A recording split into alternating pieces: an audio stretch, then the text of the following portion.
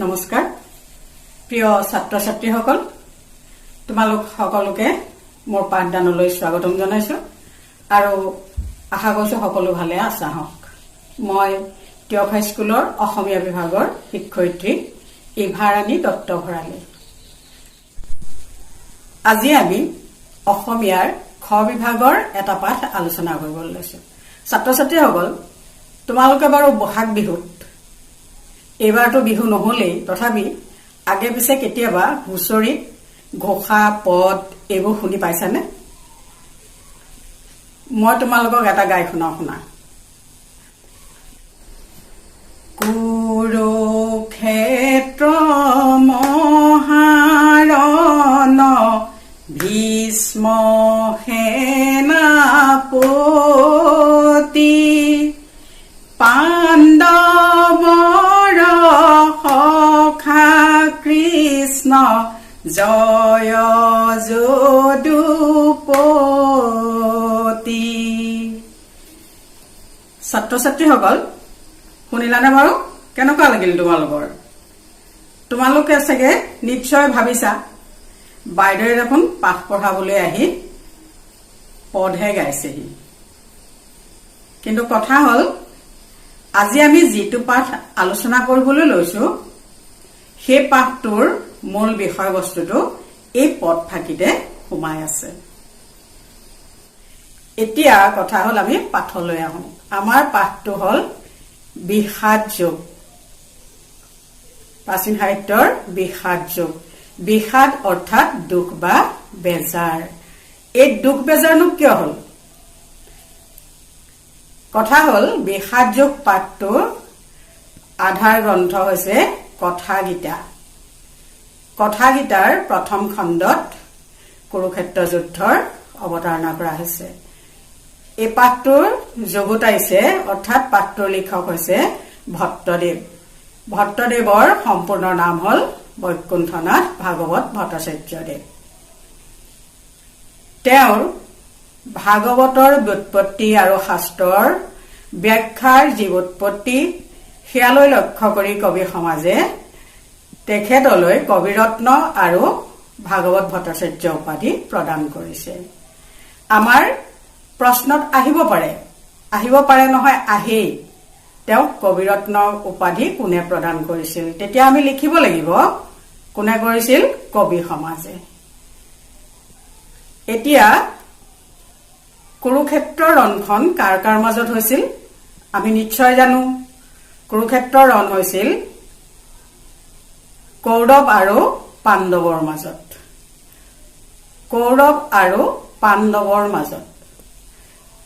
কৌৰৱৰ ধৃতৰাষ্ট্ৰ আৰু তেওঁৰ 100 পুত্ৰ আৰু কূটনীতিবিদ মামা শকুনি আৰু লগতে আছিলে সূৰ্যপুত্ৰ অথচ অধীৰথ আৰু ৰাধাৰ ঘৰত ডাঙৰ দীঘল হোৱাৰ বাবে সূতপুত্ৰ বুলি অৱহেলিত অন্যতম বীৰ কৰ্ণ আনফালে পাণ্ডৱ পক্ষত আছিল পাণ্ডু তেওঁৰ 5 পুত্ৰ আৰু মধ্যম পাণ্ডৱৰ সখা তথা তেওঁৰ ৰথৰ সাৰথি আছিল এই বিশ্ব ব্ৰহ্মাণ্ডৰ অধিকাৰী সকলোৰে ত্ৰাণকৰ্তা ভগৱান কৃষ্ণ আৰু তেওঁৰ সাৰথি সত্যবীৰ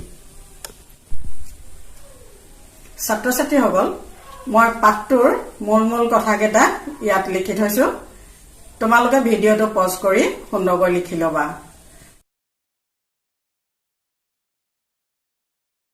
আৰু কথা হল আমাৰ প্ৰাচীন সাহিত্যসমূহ ব্ৰজাৱলী নামৰ এটা কৃত্ৰিম ভাষাৰে ৰচনা কৰা আমি সকলোৱে জানো এইটো কথা তথাপি মই পুনৰ কৈ দিছো ব্ৰজাৱলী ভাষাটো অসমীয়া মৈথিলী ভোজপুৰী নেৱাৰী আদি ভাষাৰ দ্বাৰা ৰচিত এটা কৃত্ৰিম ভাষা এই শুনিবলৈ কিন্তু অতি শুৱলা এই ব্ৰজাৱলী ভাষাত ৰচিত বিষাদ যোগ পাঠটোৰ আমি ভিতৰ ভাগলৈ যাম এতিয়া তাৰ আগতে মই আৰু এটা কথা কৈ লওঁ তোমালোকক বিষাদ যোগ পাঠটোৰ এটা বিশেষ চৰিত্ৰ হল সঞ্জয়। সঞ্জয় হল ধৃতৰাষ্ট্ৰৰ মন্ত্ৰী আৰু সাৰথী। সঞ্জয়ৰ পিতৃৰ নাম আছিল গবলপন আৰু সেইবাবে তেওঁক গাবলপন্নী বুলিও সকলোৱে জানে। তেওঁক ব্যাসদেৱে দিব্যচক্ষু দান কৰিছিল। এতিয়া কথা হল, এতিয়া তোমালোকে এই পাঠটোকে ধৰা, তোমালোকে পাঠটো মই এনেকৈ দিছো, তোমালোকে সকলোৱে দেখিবলৈ পাইছা হয়নে, শুনিবলৈ পাইছা। সেইদৰে আমাৰ টিভিত প্ৰতিদিন টাইমত সদায় পাঠ দি আছে, আমি ঘৰতে বহি সকলোৱে পাঠ লাভ কৰিব পাৰিছো, জ্ঞান লাভ কৰিব পাৰিছো নহয়নে। কিহৰ যোগেদি পাইছো আমি? সেয়া দূৰদৰ্শনৰ যোগেদি। এয়া হল একবিংশ শতিকাৰ দূৰদৰ্শন। আৰু মই এয়া কলো তোমালোকক দ্বাপৰ যুগৰ দূৰদৰ্শনৰ কথা। দ্বাপৰ যুগৰ দূৰদৰ্শন হল সঞ্জয়। সঞ্জয়ে ব্যাসদেৱৰ দ্বাৰা দিব্যচক্ষু লাভ কৰিছিল। সেই দিব্যচক্ষুৰ দ্বাৰা তেওঁ ৰাজসভাত ধৃতৰাষ্ট্ৰৰ লগত বহি থাকিয়ে কুৰুক্ষেত্ৰ যুদ্ধখনৰ সকলো বিৱৰণ সুন্দৰকৈ ধৃতৰাষ্ট্ৰৰ আগত বৰ্ণনা কৰি গৈছিল। গতিকে আমি তেওঁক দূৰদৰ্শন বুলি ক'ব নোৱাৰো জানো, নহয়নে বাৰু? তেওঁ যুদ্ধৰ পিছত যেতিয়া সকলো ধ্বংস পালে, ধৃতৰাষ্ট্ৰ যেতিয়া বনলৈ গৈছিল, সঞ্জয়ো তেওঁৰ লগতে গৈছিল। ধৃতৰাষ্ট্ৰ যেতিয়া দেহাৰ অৱসান ঘটে, তাৰ পিছত সঞ্জয়ে গৈ হিমালয় পৰ্বতত তপস্যা কৰি তেওঁ দেহ ত্যাগ কৰে। ছাত্ৰ ছাত্ৰীসকল, এতিয়া আমি পাঠৰ মাজলৈ যাওঁ। যিহেতু পাঠটো বেলেগ এটা ভাষাৰে ৰচিত, গতিকে আমি ইয়াক পুংখানুপুংখৰূপে জানিব লাগিব নহয়নে। এতিয়া শুনা। ধৃতৰাষ্ট্ৰে সঞ্জয়ক প্ৰশ্ন কৰন্ত। ধৃতৰাষ্ট্ৰই সঞ্জয়ক প্ৰশ্ন কৰিলে, সুধিলে, হে সঞ্জয়, মোৰ পুত্ৰ হব পাণ্ডু, পুত্ৰ হব ধৰ্মভূমি কুৰুক্ষেত্ৰত যুদ্ধ ইচ্ছাই মিলিত হোৱা কি কৰ্ম কৰিলা, আত মোক কহা।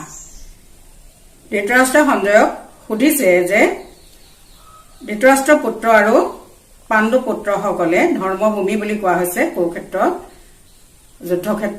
ক্ষেত্ৰখনক ধৰ্মভূমি বুলি কোৱা হৈছে। যিহেতু ধৰ্মভূমি আমি আগতেই জানিলো নহয় জানো, ইয়াত ধৰ্মৰ বিচাৰ হবই। গতিকে তাত পাণ্ডৱ আৰু কৌৰৱৰ মাজত কি হৈছে সেয়া তেওঁ কবলৈ কৈছে। তেতিয়া সঞ্জয়ে কৈছে, সঞ্জয়ে কহন্ত, জানা ৰাজা, পাণ্ডৱৰ সেনা হব বেহুৰূপে ৰহিবাৰ দেখি তোমাৰ পুত্ৰ দুৰ্যোধন দ্ৰোণাচাৰ্য সমীপক যায়া বুলিবে লাগিলা। হে আচাৰ্য, পাণ্ডৱ হবৰ বিস্তৰ সেনা দেখা দ্ৰৌপদৰ পুত্ৰ শিষ্য ধৃষ্টদ্যুম্নে বেহু পাতি আছে। সঞ্জয় কি বুলি কৈছে? জানা ৰজা, পাণ্ডৱৰ সেনাসকলে বেহু ৰূপে মানে চাৰিওফালে আগুৰি ধৰি কৌৰৱ সেনাসকলক এনেকৈ আগুৰি ধৰিছে যে দুৰ্যোধনে দেখি ভয় খাইছে, আৰু ভয় খাই কি কৰিছে, দ্ৰোণাচাৰ্যৰ ওচৰলৈ গৈছে। দ্ৰোণাচাৰ্য কোন আমি জানোনে বাৰু? কৌৰৱ আৰু পাণ্ডৱৰ অস্ত্ৰ শিক্ষাৰ গুৰু। হে আচাৰ্য, পাণ্ডৱ হবৰ বিস্তৰ সেনা দেখা দ্ৰৌপদৰ পুত্ৰ শিষ্য ধৃষ্টদ্যুম্নে বেহু পাতি আছে। আনকি ধৃষ্টদ্যুম্নয়ো, দ্ৰৌপদৰ পুত্ৰ ধৃষ্টদ্যুম্নয়ো কি কৰিছে, তেনেদৰে চাৰিওফালে কৌৰৱক আগুৰি ধৰিছে। ভীমাৰ্জুন সম মহাধনুৰ্ধৰসমূহ আছে। ভীমাৰ্জুন, ভীম আৰু অৰ্জুন একেলগে ভীমাৰ্জুন হৈছে। এইটো সমাহাৰ দণ্ড সমাসত পৰিছে হয়নে। দুৰ্যোধনে পাণ্ডৱসকলৰ সেনাপতিসকলৰ নাম বৰ্ণনা কৰিছে এনেদৰে: সাত্যকী, বিৰাট, চেতিকান, কাশীৰাজ, পুৰোজিত, কুন্তীভোজ, যোধামন্যু, দ্ৰৌপদীৰ পাঁচপুত্ৰ, প্ৰতিবিন্ধ্যাদি। এওঁলোকে আৰাহবে মহাৰথী। এওঁলোক হল সকলোৱে একোজন মহাৰথী। মহাৰথী কাক বোলে? এতিয়া কথা হল মহাৰথী কাক বোলে? মহাৰথী হল যিজনে একেলগে 10,000 সৈন্যৰ লগত যুদ্ধ কৰিব পাৰে।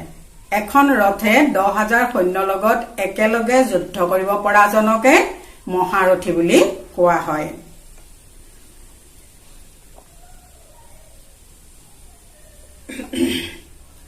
তাৰো লক্ষণ শুনা, যি একে 10 সহস্ৰ ধানুকিক যুঁজৈ তাক মহাৰথী বোলে। মানে এখন ৰথে একেলগে 10,000 সৈন্যৰ লগত যুদ্ধ কৰিব পৰাজনকে মহাৰথী বুলি কয়।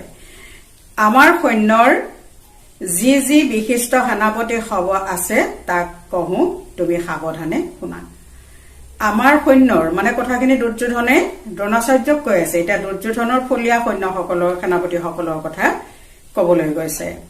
গুৰু দ্ৰোণ, ভীষ্ম পিতামহ, কৰ্ণ মহাৰথী, কৃপ অগ্ৰগণী, অশ্বত্থামা, বিকৰ্ণ, সোমদত্ত পুত্ৰ ভূৰিশ্ৰৱা, এইসকল হল কৌৰৱৰ সেনাপতি। আনো বিস্তৰ বীৰ হব, মোৰ অৰ্থে প্ৰাণকে এৰিবে ইচ্ছা কৰিছে।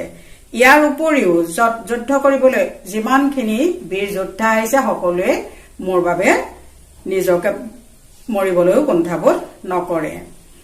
সবে নানা অস্ত্ৰত নিপুণ, সবে যুদ্ধত বিশাৰদ, সকলোৱে যুদ্ধবিদ্যাত পাৰ্গত বিশাৰদ। এই বীৰসৱ যুক্ত হৈতেও ভীষ্ম সেনাপতি, সৰ্বত্ৰভাৱে ৰাখিতেও আমাৰ একাদশ অক্ষৌহিণী সেনায়ো পাণ্ডৱ সমেত যুঁজিয়ে সমৰ্থহেন প্ৰকাশ নকৰিলা।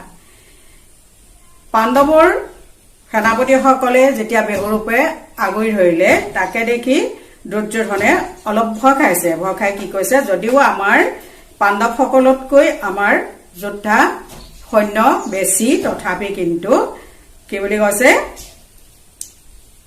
তেওঁলোকৰ সৈতে ভীষ্ম সেনাপতি সৰ্বত্ৰভাৱে ৰাখিতেও আমাৰ একাদশ অক্ষৌহিণী সেনায়ো পাণ্ডৱ সমেত যুঁজিয়ে সমৰ্থহেন প্ৰকাশ নকৰিলা।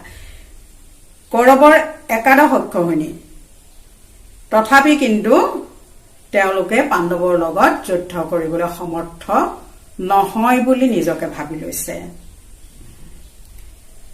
ই 7 অক্ষৌহিণী পাণ্ডৱ সেনা ভীম মাত্ৰ ৰক্ষিত হৈও আমাক যুঁজিবে সামৰ্থ্যহেন প্ৰকাশ কৰে। কিন্তু পাণ্ডৱৰ মাত্ৰ 7 অক্ষৌহিণী সেনা, লগত আছে ভীম, গতিকে তেওঁলোকে যুদ্ধ কৰিবলৈ সমৰ্থ, তেওঁলোকে ভয় খোৱা নাই।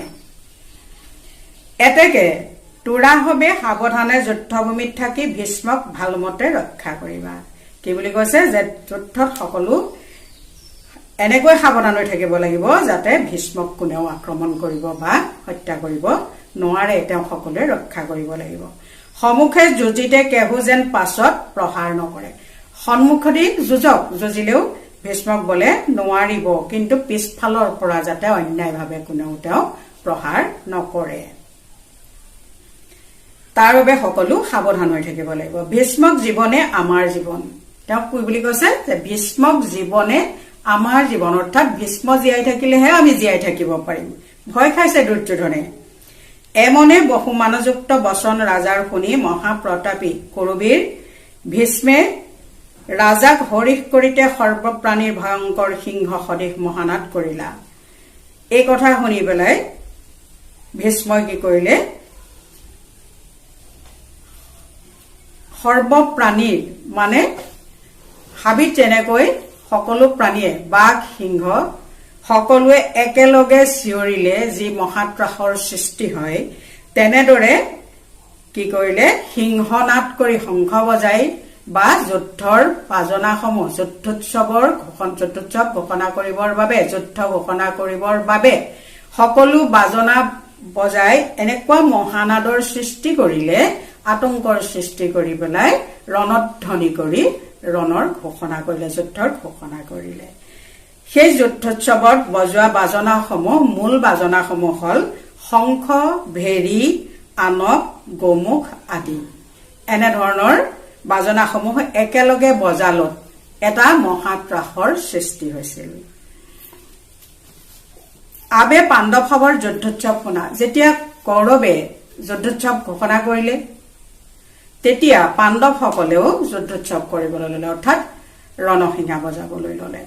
শুক্লবৰ্ণ চাৰি হয়, শুক্লবৰ্ণ মানে শুক্ল মানে বগা, বগা বৰণৰ চাৰি হয়, হয় মানে ঘোঁৰা, 4টা ঘোঁৰাৰে মহাৰথত উঠি কৃষ্ণাৰ্জুনে দিব্য শংখ বাইলা, তাৰ নাম শুনা। বগা 4টা ঘোঁৰাৰে টনা মহাৰথত উঠি কৃষ্ণাৰ্জুনে দিব্য শংখ বজাবলৈ ললে। এতিয়া পাণ্ডৱসকলৰ শংখসমূহৰ বিষয়েও আমি ঘোষণা কৰিম। কৃষ্ণই বজালে পাঞ্চজন্য, অৰ্জুনে বজালে দেৱদত্ত। কৃষ্ণে পাঞ্চজন্য শংখ ফুংকিলা, ফুংকিলা মানে ফু দি বজালা। কৃষ্ণই পাঞ্চজন্য বজালে, অৰ্জুনে দেৱদত্ত শংখ ফুংকিলা। পৌণ্ড্ৰক নামৰ মহাশংখ ভীমে ফুংকিলা। ভীমৰ শংখটোৰ নাম হল পৌণ্ড্ৰক। অনন্ত নামৰ মহাশংখ যুধিষ্ঠিৰে বজাইলা। যুধিষ্ঠিৰৰ শংখটোৰ নাম হল মহাশংখ অনন্ত। নকুলে সুঘোষ নামৰ শংখ বজালে আৰু সহদেৱে বজালে মণিপুষ্পক নামৰ শংখ। এই আটাইবোৰ শংখ বজোৱাৰ লগে লগে কাশীৰাজ, সাত্যকী, ধৃষ্টদ্যুম্ন, বিৰাট, দ্ৰুপদ, দ্ৰৌপদীৰ পাঞ্চপুত্ৰ, সুভদ্ৰাৰ পুত্ৰ অভিমন্যু আৰাসৱে পৃথকে পৃথকে শংখ বজাইলা। এই সকলোৱে তেওঁলোকৰ নিজৰ নিজৰ শংখসমূহ বজাবলৈ ললে। সেই শংখৰ মহাশব্দ আকাশ পৃথিৱী সমে দশদিশ পুৰি কৌৰৱ সৈন্যৰ মহাভয় জন্মাইলা, হৃদয় বিদাৰ কৰিলা। পঞ্চপাণ্ডৱৰ শংখৰ নিনাদ শুনি, শংখৰ মহানাদ শুনি এনেকুৱাই সন্ত্ৰাসৰ সৃষ্টি কৰিলে তেওঁলোকৰ শংখধ্বনিয়ে। দশদিশে এনেকুৱাই সন্ত্ৰাসৰ সৃষ্টি কৰিলে। সেই শংখৰ মাত শুনি, মহানাদ শুনি কৌৰৱৰ কি হল? ভয় খাইছে কৌৰৱে। তেওঁলোকৰ হৃদয় বিদাৰ কৰিলা, মানে হৃদয় বিদাৰি গৈছে তেওঁলোকৰ মহানাদে, শংখৰ মহানাদে। পাছে কপিধ্বজ অৰ্জুনে কৌৰৱ সৈন্যক যুদ্ধ সম্মুখ দেখি অস্ত্ৰবৃষ্টিয়ে পুৰিবে লাগিলা। কপিধ্বজ, পাছে কপিধ্বজ, কপিধ্বজ মানে কি? কপি মানে হল বান্দৰ, বান্দৰৰ প্ৰতিকৃতি থকা, ধ্বজা থকা তেওঁলোকৰ কৃষ্ণাৰ্জুনৰ ৰথত কপিধ্বজ আছিলে, যত বান্দৰৰ প্ৰতিকৃতি আছিল। কৌৰৱ সৈন্যক যুদ্ধ সম্মুখ দেখি কি কৰিলে? অৰ্জুনে অস্ত্ৰবৃষ্টিয়ে পুৰিব লাগিলা। অস্ত্ৰবৃষ্টি, বৃষ্টি মানে বৰষুণ, মানে এনেকুৱাকৈ অস্ত্ৰ বান প্ৰহাৰ কৰিলে যে বৃষ্টিৰ দৰে, বৰষুণৰ দৰে পৰিবলৈ ধৰিলে। কৌৰৱক এফালৰ পৰা মাৰিবলৈ ধৰিলে। গাণ্ডীৱ ধনু ধৰি ঋষিকেশ ভগৱন্তক এই বাক্য বুলিলা। যেতিয়া প্ৰথমবাৰ হৰ নিক্ষেপ কৰি শত্ৰুক বধ কৰিলে, তাৰ পিছতে অৰ্জুনৰ মনলৈ এটা ভাৱ আহিল। তেওঁ ভগৱন্তক, ঋষিকেশ মানে ভগৱন্তক কৃষ্ণক কৈছে, হে অচ্যুত, এই উভয় সেনাৰ মধ্যত মোৰ ৰথক ৰাখিও, যাবে জুৱান্তা বীৰ হবক চাও। তেওঁ কৃষ্ণক উভয় পক্ষৰ সৈন্যৰ মাজত ৰথখন ৰাখিবলৈ অনুৰোধ কৰিলে। তেওঁ দুয়ো পক্ষৰ সৈন্যসকলক এবাৰ চাবলৈ ইচ্ছা কৰিলে। বুলিবা তুমি যুজন্তাসে যুদ্ধ চোৱা নোহা, তাত শুনা। তেওঁ অৰ্জুনে কৈছে যে মই ৰথ ৰাখিবলৈ কোৱাৰ লগে লগে তুমি হয়তো মোক প্ৰশ্ন কৰিবা যে তুমি যুদ্ধ কৰিবলৈহে আহিছা, যুদ্ধ চাবলৈ অহা নাই। তেতিয়াহলে মই কওঁ শুনা, মই কাৰ সমে যুদ্ধ কৰিম? মই ইয়াত কাৰ লগত যুদ্ধ কৰিবলৈ আহিছো? সমে মানে লগত। দ্ৰৌপদী দুৰ্যোধনৰ প্ৰীতি কৰিবাক ইচ্ছাই যি যি বীৰসৱ আহি আছে তাৰাক চাও, তাৱত দুই সেনাৰ মাধ্যম ৰথক ৰাখিবা। দুৰ্যোধনৰ প্ৰতি যিসকলৰ প্ৰীতিভাৱ আছে, ভাল ভাৱ আছে, সদিচ্ছা আছে, যিসকলে দুৰ্যোধনৰ হৈ যুদ্ধ কৰিবলৈ আহিছে, তেওঁলোকক মই চাব খুজিছো। গতিকে দুই সৈন্যৰ মাজত ৰথখন ৰাখা। সঞ্জয়ে বুলন্ত, সঞ্জয়ে ধৃতৰাষ্ট্ৰক কৈছে, জানা ৰাজা, অৰ্জুনৰ এই বাক্য শুনি শ্ৰীকৃষ্ণে সকলো ৰাজাৰ মধ্যত ভীষ্ম দ্ৰোণৰ সন্মুখত ৰথক ৰাখি বুলিবে লাগিলা। শ্ৰীকৃষ্ণই কি কৰিলে? অৰ্জুনৰ অনুৰোধ ৰক্ষা কৰি দুয়ো সেনাৰ মাজত ভীষ্ম আৰু দ্ৰোণৰ সন্মুখত ৰথখন ৰাখি অৰ্জুনক কৈছে, হে পাৰ্থ, কুৰুবীৰ সবক চক্ষু মেলি দেখা। কুৰুবীৰসকলক তুমি ভালদৰে চাই লোৱা। তাতে অৰ্জুনে পিতৃব্য, পিতামহ, আচাৰ্য, মাতুল, ভাতৃ, পুত্ৰ, পৌত্ৰ, সখী, শ্বশুৰ, সহিত সবক দুই সেনাত দেখিলা। অৰ্জুনে দেখিবলৈ পালে, কাক কাক দেখিবলৈ পালে? পিতৃতুল্যসকলক, পিতামহ, আচাৰ্য, মাতুল, ভাতৃ, পুত্ৰ, পৌত্ৰ, সখী, শ্বশুৰ, সহিত সবক মানে তেওঁলোকৰ জ্ঞাতিসকলক দেখিবলৈ পালে।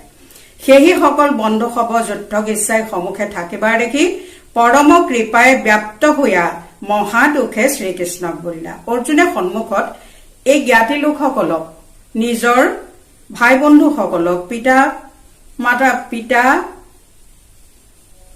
পিতামহ এইসকলক দেখি তেওঁ কি ভাবিলে, তেওঁৰ অন্তৰত দুখ লাগিল। তেওঁ কৃষ্ণক কৈছে, কি কৈছে, সেইসকল বন্ধুসৱ যুদ্ধক ইচ্ছাই সমুখে থাকিবাৰ দেখি পৰম কৃপাই ব্যাপ্ত হোৱা মহাদুখে শ্ৰীকৃষ্ণক বলিলা। তেওঁ মনত দুখ লাগিল। দুখেৰে সৈতে কৃষ্ণক কৈছে, হে কৃষ্ণ, এই জ্ঞাতিসৱ যুঁজিতে ইচ্ছাই যুদ্ধত উপস্থিত দেখি মোৰ কৰ চৰণ আদি ভাগি যায়। তেওঁ কি বুলি কৈছে যে এই জ্ঞাতিসকলে যুদ্ধ কৰিবলৈ আহিছে। যুদ্ধ মানে আমি জানোৱেই মৰা কটা, হয়নে? যুদ্ধ মানে ধ্বংস। গতিকে অৰ্জুনে কৈছে যে এইসকল যুদ্ধ কৰিবলৈ আহিছে, গতিকে মই এইসকলকেতো মাৰিব লাগিব এতিয়া। সেই কথাত তেওঁ দুখত জৰ্জৰিত হৈ তেওঁ কৈছে যে মহাদুখে শ্ৰীকৃষ্ণক বলিলা। দুখত জৰ্জৰিত হৈ কৃষ্ণক কৈছে যে মোৰ কি হৈছে, এইসকলক দেখি মোৰ কৰ চৰণ আদি, কৰ মানে হাত, চৰণ মানে ভৰি, হাত ভৰিবোৰ কি হৈছে, ভাগি যোৱাৰ নিচিনা হৈছে। মুখো শুকাই গৈছে, মানে আতংকত তেওঁ মুখখন শুকাই গৈছে। শৰীৰো কাম্পে, শৰীৰটো সৰ্বশৰীৰ কঁপি উঠিছে। ৰোম শিহৰয়, মানে গাৰ নোমবিলাক শিয়ৰি উঠিছে। দেখা গাণ্ডীৱ ধনু হাতৰ খহি পৰে, হাতৰ পৰা গাণ্ডীৱ ধনু খহি পৰিছে। চৰ্মো তাপ কৰে, মানে গাৰ উত্তাপ বৃদ্ধি হৈ গৈছে, অৰ্থাৎ জ্বৰ উঠিছে।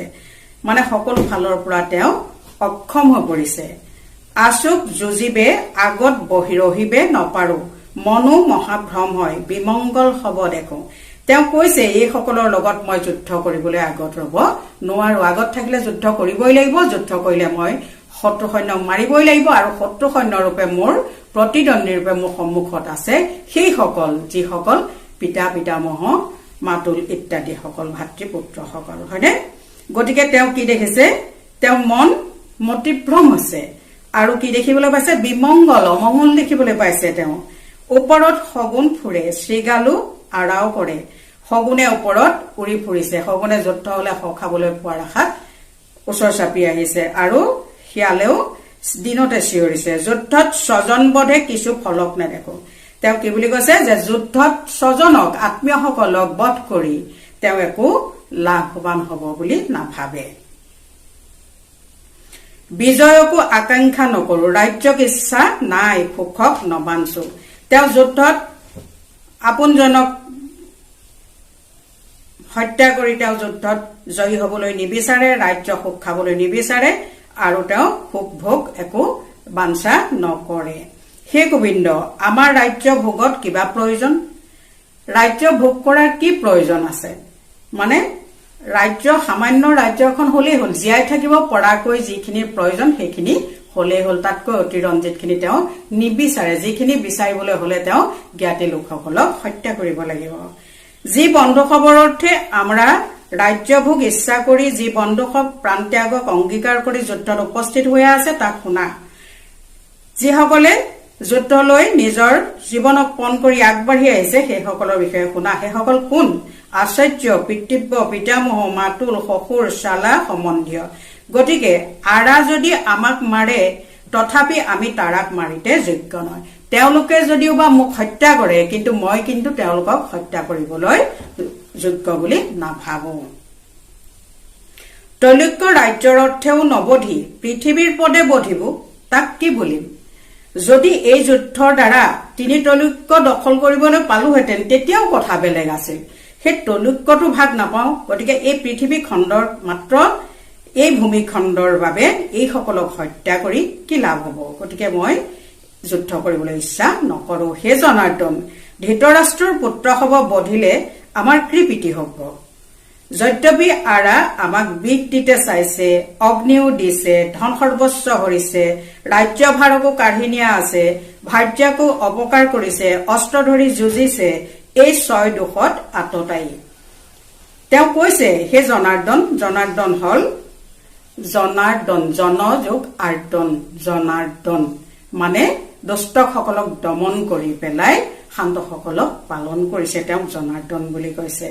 সেই জনাৰ্দনক তেওঁ সম্বোধন কৰি কৈছে যে যদিও ধৃতৰাষ্ট্ৰৰ পুত্ৰসকলে আমাক অপকাৰ কৰিছে তথাপি তেওঁলোকক বধ কৰি আমাৰ কি লাভ হ'বনো তেওঁলোকে আমাক ইমানবিলাক দোষ কৰিছে যে কি কৰিছে বিষ খুৱাই মাৰিব খুজিছে অগ্নি দি পুৰি মাৰিব খুজিছে জতুগৃহৰ কথা কোৱা হৈছে ধন সৰ্বস্ব হৰি নিছে মানে পাহা খেলৰ কথা কোৱা হৈছে পাহা খেলত সকলো ধন সম্পত্তি ৰাজ্য সকলো কাঢ়ি নিছে ৰাজ্যভাৰ কাঢ়ি নিছে ভাৰ্যাকো অপকাৰ কৰিছে পাহা খেলত ৰাজসভাত দ্ৰৌপদীক বস্ত্ৰহৰণ কৰিছিল সেই কথা কোৱা হৈছে তথাপি ধৰ্মশাস্ত্ৰৰ মতে আৰাক বধিবে আমাক দুখে পাইব তথাপি ধৰ্মশাস্ত্ৰ মতে মানে ধৰ্মই কোৱা মতে তেওঁলোকক বধ কৰিলে জ্ঞাতিসকলক বধ কৰিলে মানে নৰহত্যা মহাপাপ তেওঁ সেইটো ক'বলৈ গৈছে গতিকে মানুহ বধ কৰি পেলাই তেওঁ দোষৰ ভাগী হ'ব নিবিচাৰে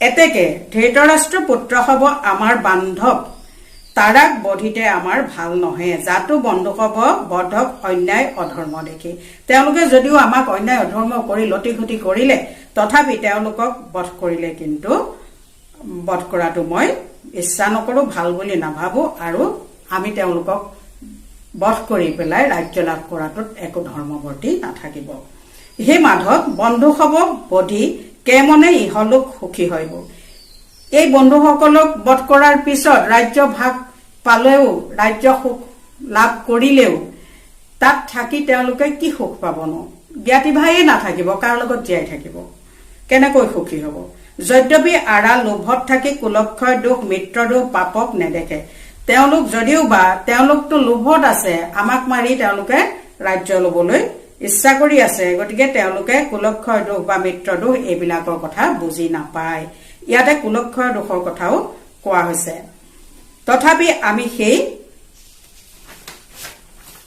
দোষ দেখি কেনে পাপত নিবৃত্তি নহয়ব মই সেই দোষবোৰৰ কথা বুজি পাইছো গতিকে তেওঁলোকক হত্যা কৰি মই পাপত ডুবিব নিবিচাৰো আবেগ সেই দোষক শুনা এতিয়া সেই দোষৰ কথা কৈছে মানে কুলক্ষয় দোষৰ কথা কোৱা হৈছে কুলক্ষয় হলে কুল ধৰ্ম নষ্ট হইব ধৰ্ম নষ্ট হইলে অৱশিষ্ট কুলকো অধৰ্মে ব্যাপিব কুল ধৰ্ম নষ্ট হলে যিসকল বাকি থাকিব সেই সকলকো অধৰ্মে আগুৰি ধৰিব অধৰ্মে ব্যাপিলে কুলস্ত্ৰী সব দুষ্টা হব কুলস্ত্ৰী সব কাৰণ কেলে যুদ্ধ কৰিবলৈ কোন আহে পুৰুষসকলে আহে মহিলাসকলটো নাহে গতিকে পুৰুষসকল যেতিয়া যুদ্ধত মৰি যাব মহিলাসকলে থাকি যাব মহিলাসকল দুষ্ট হ'ব দুষ্ট চৰিত্ৰা হলে তেওঁলোকৰ বৰ্ণসংকৰ হ'ব বৰ্ণসংকৰ হলে কুল নৰকগতি হ'ব যেতিয়া নৰকত পচিব তেতিয়া হলে কি হ'ব তেবে পিতৃ হ'ব লুপ্ত পিণ্ড জলাঞ্জলি বিহীন হোৱা পৰিব তেতিয়া হলে পিতৃসকলে পিণ্ড আৰু নাপাব তেতিয়া হলে তেওঁলোকৰ কোনো ধৰ্ম নাথাকিব ইয়াকে কুল ধৰ্ম বুলি কয় এই দুখে সবে জাতি ধৰ্ম কুল ধৰ্ম বৰ্ণাশ্ৰম ধৰ্ম নষ্ট হোৱা মনুষ্য হ'ব নৰকত বাস কৰিব সকলো ধৰ্ম নষ্ট হৈ মানুহে কি কৰিব বাকি থকা সকলে নৰকতহে বাস কৰিব গতিকে নৰকত বাস কৰি ৰাজ্য সুখ ভোগ কৰিবলৈ তেওঁ ইচ্ছা নাই ৰাজ্য সুখ লোভে স্বজন বধিতে আমি উদ্যত ভৰিলো গতিকে নৰকত থাকি আমি ৰাজ্য সুখ ইচ্ছা কৰি পেলাই আমি স্বজনক বধ কৰিবলৈ আগবাঢ়িলো উদ্যত ভৰিলো মানে আগবাঢ়িলো এমনে মহাপাপ কৰি মৰিবে নিশ্চয় কৰন্ত মই অস্ত্ৰ নধৰি মৌনে ৰহো এনে ধৰণৰ মহাপাপ কৰিবলৈ মই ইচ্ছা নকৰো গতিকে মই অস্ত্ৰ নধৰি মানে যুদ্ধ নকৰি মনে মনে বহি থাকো তবে দুৰ্যোধন আদি যদি অস্ত্ৰ ধৰি মোক বধে তেবে মোৰ মহা প্ৰিয় হয় জাতো পাপ নিখিজিব যদিও বা তেতিয়া হলে মই যদি মনে মনে থাকোতে দুৰ্যোধনে আহি পেলাই অস্ত্ৰৰে সৈতে মোক বধো কৰে তেতিয়া হলে মোৰ কাৰণে খুব ভাল কথা হ'ব অন্ততঃ মোৰ পাপ কৰা নহব মানে নৰহত্যা কৰি পাপ কৰা নহব সঞ্জয়ে তেতিয়া কৈছে জানা ৰাজা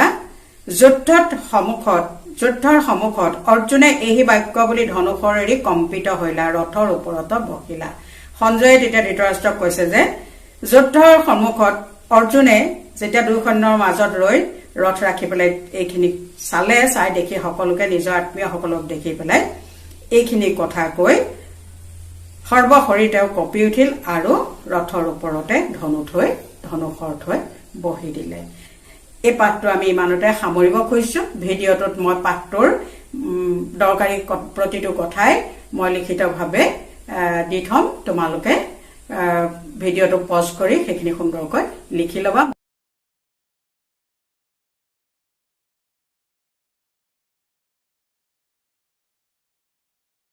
মই ভাবিছো তোমালোকৰ যথেষ্ট উপকাৰ হ'ব আৰু তোমালোকৰ উপকাৰ হলে মই সন্তোষ লভিম, ভাল পাম, তোমালোকে পঢ়িব পাৰিবা।